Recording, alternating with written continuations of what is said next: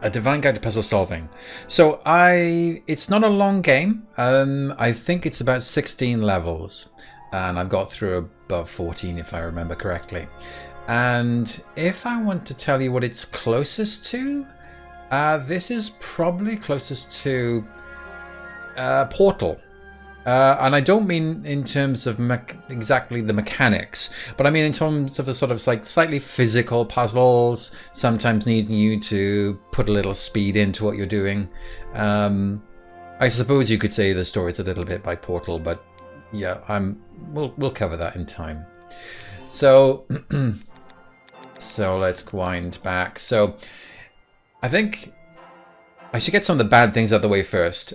I think the narrative is not great, and it slows things down, and you will want to like speed things along. You can actually skip a lot of the dialogue if you want to, but basically you've been trapped to run through some tests by so far so a good. not very nice god. Welcome to the awe-inspiring Room of Transition. So we're going to go straight out of the Room of Transition.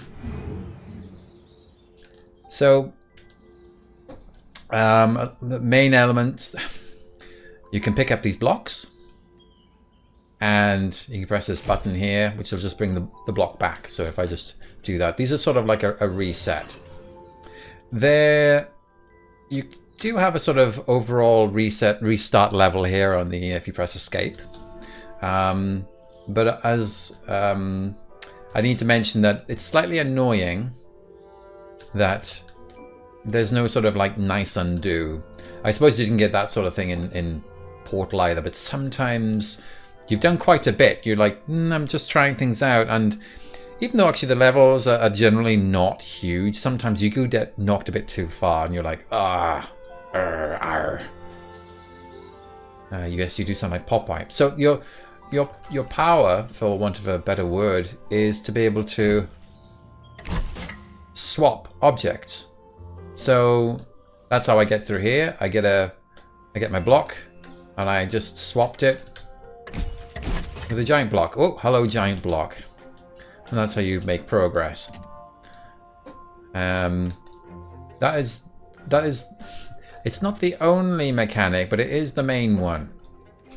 So, I mean, the visuals are okay. They're lovely. At times, I find like they sort of get in the way a little bit of what I'm trying to see. And there's no invisible walls, you can fall off. No!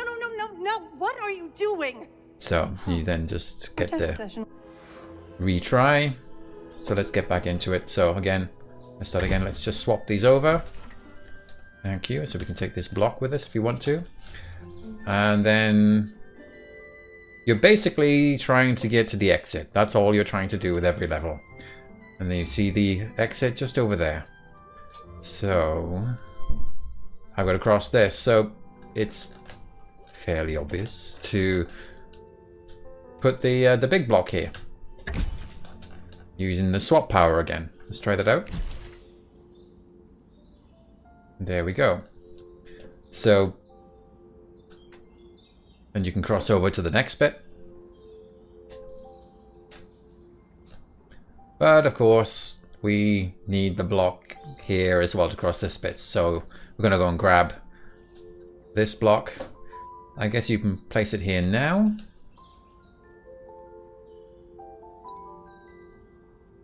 If you were smart, like the first way I did it, you'd carry the block with you. Thinking that you might need it. Oh, let me just do the swap here. There we go. That should be good enough. Yeah, and that's it. That's that level done. And you get back to this room of transition. We're going to go straight through here. And on to the next level. So because there's only like about 16 levels, the sort of mechanical twists come sort of thick and fast. You get something new quite frequently.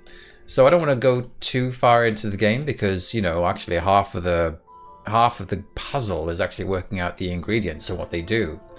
So here you've got, there's this yellow, what would you call it? Yellow field, yellow wall. And surprise! You cannot shoot through those barriers. Exactly. They have been designed to prevent solutions that would be too simple or straightforward. It's a basic principle of puzzle design. Nothing special, you know. However, you are more than welcome to walk through them. Don't be shy. so we can still do the swapping, because it's just stopping your power, and then you can swap it with anything. So I can climb up here and up here.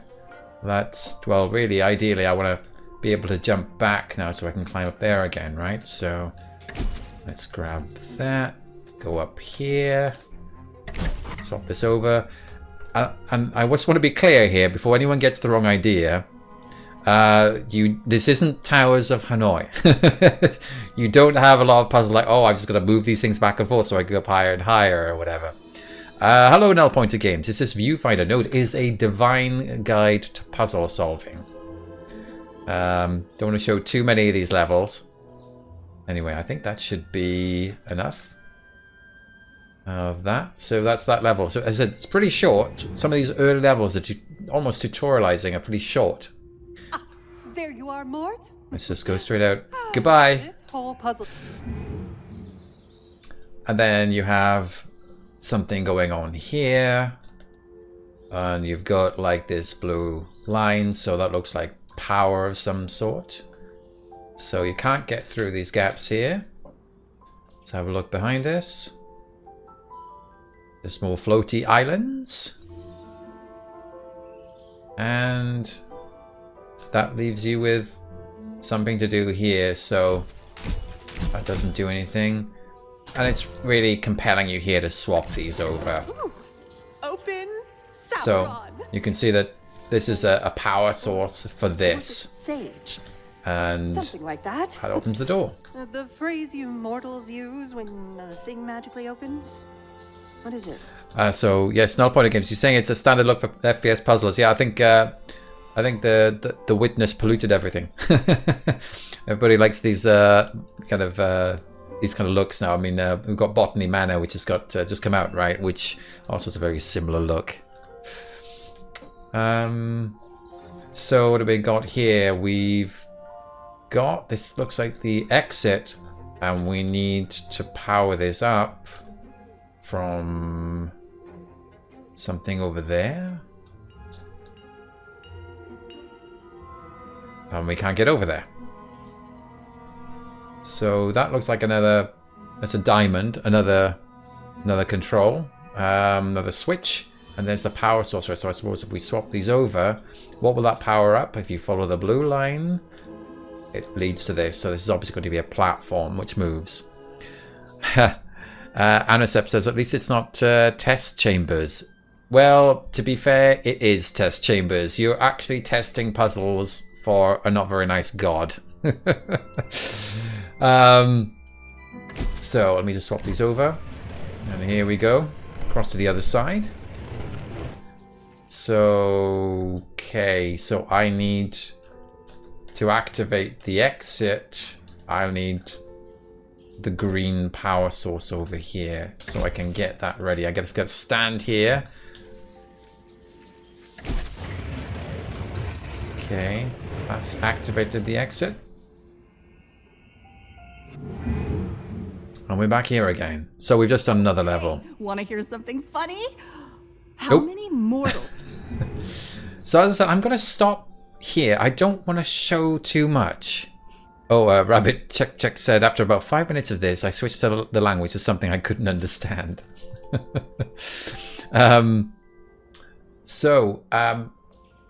The puzzles are pretty good when they get going. I've had a few of them which I got quite stumped on. There is a bit later on where you can die in the puzzles, but like halfway through you get to puzzles which are dangerous. And that does cause a bit of upset, because like if you make a mistake, then you'll lose what you were trying to do. To despite that, I have been enjoying the puzzles in the second half. Some of them have really taxed me. I think the first one where you can actually die, I really was like struggling to figure out. I actually, shall we just? Yeah, I'm just going to say I cheesed it. I messed around and managed to cheat, and I was like, that cannot be the solution. And then I watched somebody else. I thought, look, I'm going to look this up at YouTube, and they did just some moving stuff around. And I thought, what did they do? I just couldn't understand. What was the trick? I didn't see it. So then I just went back in myself and had another go, and like, I get it. So I have enjoyed the puzzles. After they get through this sort of fairly easy tutorial stage, some of them are like, oh, how do you do this? But you will need to move quickly at times. Just that's why I say it's like Portal. These are not just general, like, take your time moving things around. At times you will need to move fast because there's a time involved in getting some of these done.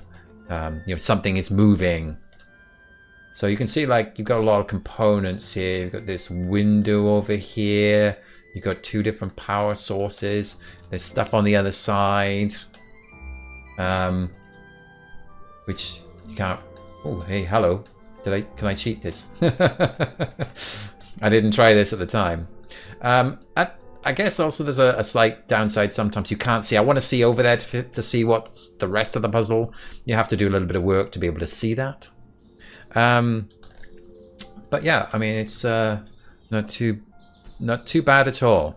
So another point of game saying it seemed quite Talos Principle. I didn't feel Talos Principle, to be honest. I didn't feel it. But your mileage may vary, as they say. So I will leave it there. So I don't want to, spoil too much more, because there's some interesting